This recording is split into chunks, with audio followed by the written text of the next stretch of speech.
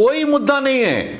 अपने बारे में कोई उपलब्धि तो बताओ कि हमने ये यूनिवर्सिटी की, बेरोजगारों के लिए हमने ये किया। इस तरह के मुद्दे सरकार की तरफ से आने चाहिए। हिंदुस्तान को बर्बाद करने के लिए निकल चुका है। आप देशभक्ति कब तक जगाओगे? देशभक्त हैं लोग, देशभक्त लोगों की देशभक्ति पर आप कब तक सवाल उठाओगे?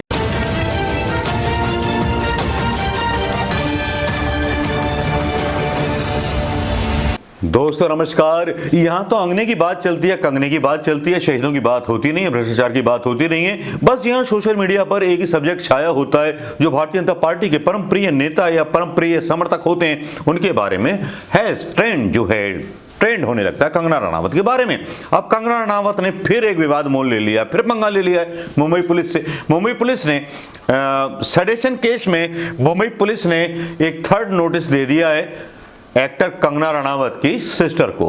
बड़े लहंगों में नाच रही थी, बलिया वलियां कर रही थी, अलिया वलियां कर रही थी कंगना रनावत। और जब वो सोशल मीडिया पर बहुत सारी अपनी चीजें लिखती हैं तो ट्रोल हो जाती हैं। इतना हुआ, अर्नब पर तो जो हुआ था वो हुआ, लेकिन कंगना भी निशाने पर आ गई, उनकी बहन भी निशाने पर आ गई। अब उनकी बहन को मुंबई पुलिस ने तीसरा सम्मन भेज दिया कि भाई की शादी के चलते 2 बार पूछताछ में शामिल नहीं हुई, बहाना बना दिया गया कि भाई की शादी है, नहीं आ सकते। अब मुंबई पुलिस ने कंगना रनावत के खिलाफ राजद्रोह केस में बुधवार को कंगना और उसकी बहन रंगोली चंदेल को तीसरी बार सम्मन भेजा है। भाई कंगना जी आ जाइए मुंबई पुलिस के अंगने में।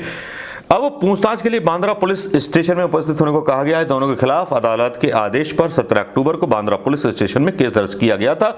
इससे पहले कंगना को पूछताछ के लिए 26 अक्टूबर और 3 नवंबर को सम्मन देकर के बुलाया गया था। भाई की शादी में शामिल होने का हवाला देते हुए एक्ट्रेस ने 15 नवंबर के बाद पूछताछ में शामिल होने की बात कही थी। दोनों बहनें फिलहाल हिमाचल में हैं और स्थानीय अदालत के आदेश पर कंगना के खिलाफ मुंबई की बांद्रा पुलिस स्टेशन में एफआईआर दर्ज की गई थी। दोनों के खिलाफ एक विशेष समुदाय के खिलाफ आपत्तिजनक शब्दों का प्रयोग करने का मामला बना है। 2 धर्मों के बीच में नफरत फैलाने का मामला बना है।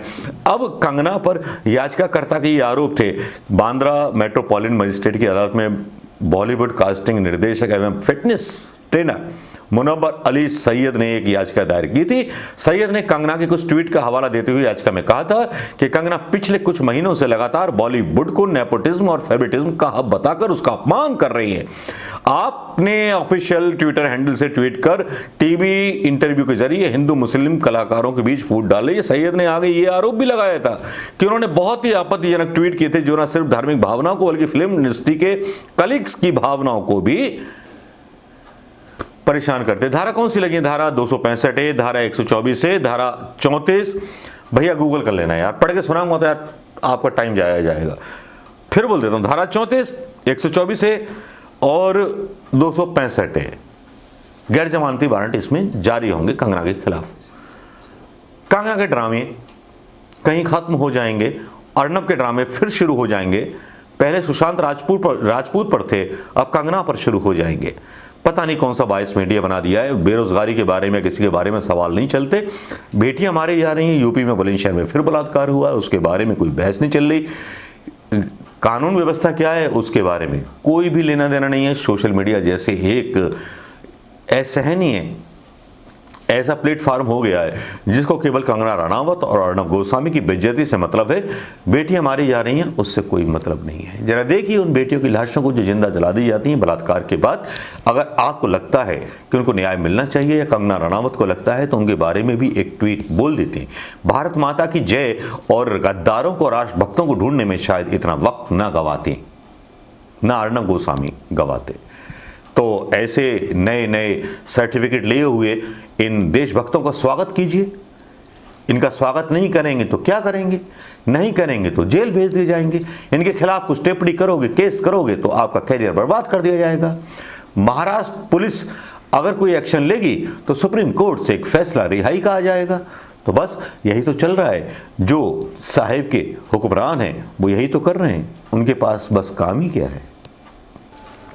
उसमें ट्रोलर्स पूछने लगते हैं उनसे कुछ सवाल, जो सवाल ऐसे होते हैं जो कंगना रनावत को शायद हिला देते हैं, और कंगना रनावत जो हैं उनसे बचने की कोशिश करती हैं लेकिन शायद बच नहीं पाती। लोग उनसे पूछने लगते हैं कि साहब ये बता दीजिए कि कामरा क्या है, और जिन जिन के बारे में आपने बोला और जो जो बोला उसके बारे में वो सवाल उठाने लगते हैं कंगना रनावत के उन ट्वीट्स के बारे में जिन ट्वीट्स को वो अपनी बेदर्दी के साथ ट्वीट कर देते हैं। कुछ ट्वीट यहां डाल रहा हूं, उनकी बानगी यहां देख लीजिएगा दोस्तों। कंगना रनावत की कहानी जहां खत्म होती है वहां से अर्नब गोस्वामी की कहानी शुरू होती है कहानी अर्नब गोस्वामी की। अर्नब गोस्वामी की कहानी का जिक्र यहां लाना मैंने क्यों जरूरी समझा, इस बात के भी मतलब समझिए, क्योंकि अभी अर्नब गोस्वामी ने एक बड़ा विवादास्पद बयान दे दिया कि ये जो पटाखे जलाने वाली जो होती है, क्या कहते हैं, दिवाली, ये हिंदुओं की नहीं है, ये चाइना का वर्जन है।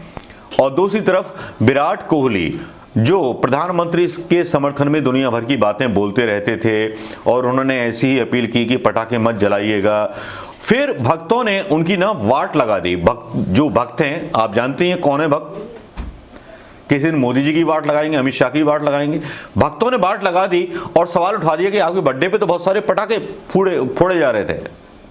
तो भक्तों का तो कोई भरोसा नहीं है। लेकिन अर्नब गोस्वामी जो बोलते हैं ये ऐसा नहीं है वैसा नहीं है, लेकिन एक हिंदू होने के नाते, एक ब्राह्मण होने के नाते मैं जानता हूं कि दिवाली का कितना महत्व है, और वेदों में लिखा हुआ है इसकी ऋचाएं कि पटाखे क्यों जलाने चाहिए। पटाखों से भूत पिशाच निकट नहीं आते, ध्वनि का अलग महत्व है। अगर ध्वनि का अलग महत्व नहीं होता तो प्रधानमंत्री मोदी जी कोरोना के टाइम पे थाली और तवाली क्यों बजवा रहे थे, उसके बारे में कुछ बोल रहे हैं अर्नब गोस्वामी, कुछ बोल दे उनका चैनल। विराट कोहली हालांकि मोदी जी के भयंकर समर्थक कहे जाते हैं, लेकिन उनकी भी लाइन या बाट लगा दी इन भक्तों ने। एक दिन ऐसा भी आएगा कि भक्त जो है प्रधानमंत्री मोदी की, वैसे तो कई बार बाट लगा चुके हैं, लेकिन बाट लगाने में देरी नहीं करेंगे, क्योंकि अर्नब गोस्वामी जो बोलते हैं वही मीडिया बोलने लगता है। मुझे समझ में नहीं आया कि दिवाली में पटाखे क्यों नहीं जलाने चाहिए, जबकि एक तरफ रीता बहुगुणा जोशी का एक पोता था जो दिवाली के पटाखे में पोती थी, जो मारी गई, जो समर्थन में थे लोग। इतना समझाना, इतना जाना, हिंदू संस्कृति के खिलाफ जाना, समझ में नहीं आता ये क्या है। अरे सीधे सीधे बोला होता कि प्रदूषण फैलेगा, प्रधानमंत्री मोदी जी को अपील करनी चाहिए थी।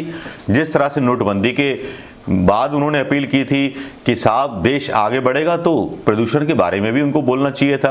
अब वहाँ अरविंद केजरीवाल का पूरा शो चालू था, अर्नब का पूरा शो चालू है, कंगना का पूरा शो चालू है। कंगना जो हैं, जो बोलते हैं, और अर्नब जो बोलते हैं, वो पता नहीं क्या होता है, क्या साबित करने के लिए होता है, समझ में नहीं आता। क्या साबित करना चाहती हैं कंगना रनावत, और कंगना रनावत जो हैं किस तरह के जो हैं ट्वीट्स डालते हैं। वानगी आपने देख ली होगी, म्यूजिक के साथ डाली है वानगी, देख लीजिएगा हजूर, क्योंकि यहाँ कंगना रनावत जैसे लोग और अर्नब गोस्वामी जैसे लोग ही देश की सत्ता और देश की सोच को डिसाइड करेंगे। कितना डिसाइड करेंगे कितना नहीं ये कह नहीं सकते, लेकिन प्रधानमंत्री मोदी जी भी इन पर लगाम नहीं लगाते, क्योंकि इन लोगों के बोलने से प्रधानमंत्री मोदी जी की बहुत फजीहत होती है। कैसा लगा ये वीडियो दोस्तों? पसंद आया हो तो ज़रूर शेयर कीजिएगा दोस्तों। नमस्कार, जय हिंद।